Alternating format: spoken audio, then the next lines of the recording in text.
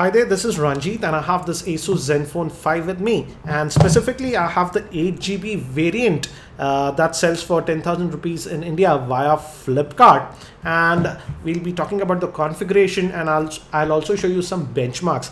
And there is some confusion regarding this Asus Zenfone, specifically the 8GB variant, because this Zenfone comes in actually a lot of variants. The international variant is a little bit different, but the one that is being officially sold in India via Flipkart is the dual SIM variant, and the 8GB variant is being sold for around 10,000 rupees. And the biggest question that I get is about RAM, and to show you that, let me just fire up the CPU Z application. And as you can see, it is running on the Intel Atom processor. That's a dual core clocked at 1.6 gigahertz, but it also has hyper threading. So as you can see, Android sees it as a quad core processor. The GPU on this is PowerVR SGX 544. And again, regarding RAM, even this 8GB variant, as you can see here, the total RAM is 2 gigs. So even for the 8GB variant that is sold in India, we have 2 gigs of RAM. Obviously, the 16GB variant also has 2 gigs of RAM. And it comes with the Android version 4.3, that is Jelly Bean. Screen is a 5-inch screen, which is a 720p IPS grade screen. The battery is sealed inside, it's not user replaceable, and these are the sensors that are provided on this device. So let me just get out of this. I actually also ran some benchmarks, so I'll actually show you the results. I actually saved those figures, so let me just open the gallery. And as you can see, first I ran the quadrant, and on quadrant we got a score of 8,846. And I also ran the Geekbench, and here we got this score, that is 461 for single core, and for multi-core we got a score of 1061. I also ran Antutu, and here we got a score of about 19,000. So as you can see from the benchmarks, the results are average-ish, but again, in day-to-day performance, the actual performance of this device was very good. And we'll just run this Nina mark also, which is important for gaming graphics, I would say. Overall, I would say the phone is very responsive, though the benchmark scores are not very high, but trust me, I have been using this phone now for about 4 days, and the performance of this phone is actually very good. And as you can see, it is almost maxing out at 60 frames per second on this Nina Mark II. The test should be done now, any minute.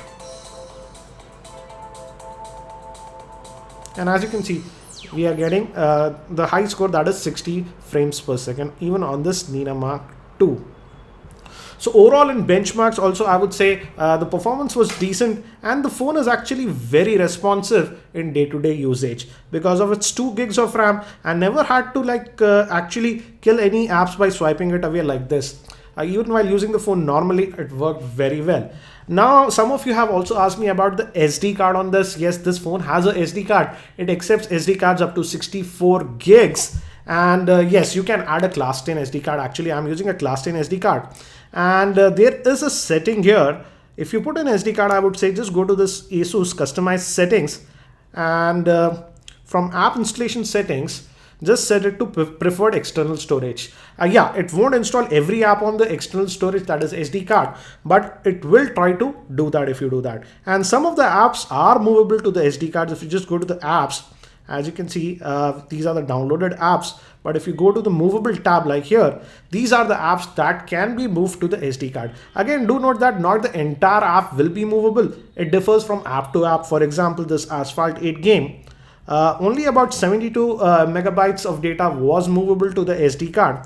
But on another game, for example, Dead Trigger, about 460 MB of data was moved to the SD card.